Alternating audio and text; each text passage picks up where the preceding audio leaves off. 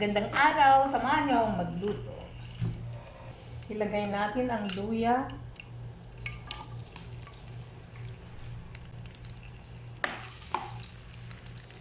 And then bawang.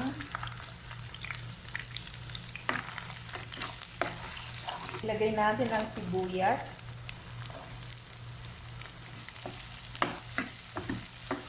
Well, at saka star anise.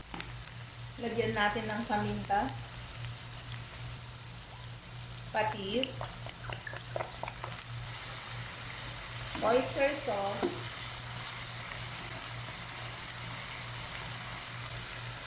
and now ilagay natin ang beef. Ito ay hindi purong laman. Kung pwede sa beef pares.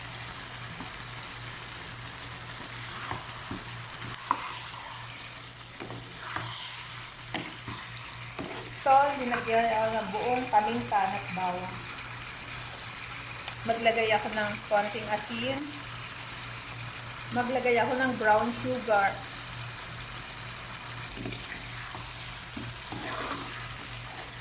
Maglagay ako ng soy sauce.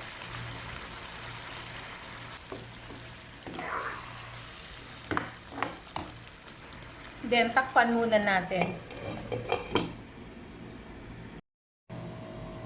At this point, pwede nang ilagay ang pineapple juice, pero hindi madami. And then, lagyan na natin ng water.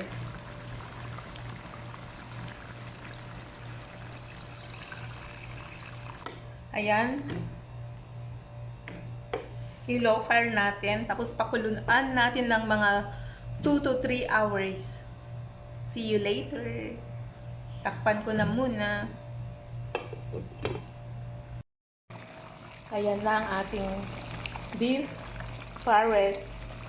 Ngayon, pwede na natin ilagay ang dahon ng sibuyas.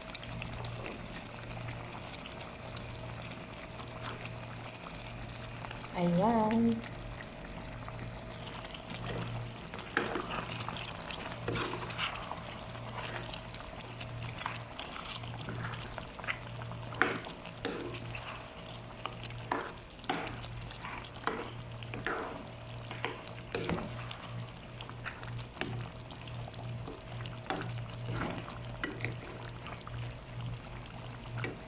Hindi ako naglagay ng slurry kasi, ayan, malapot naman na.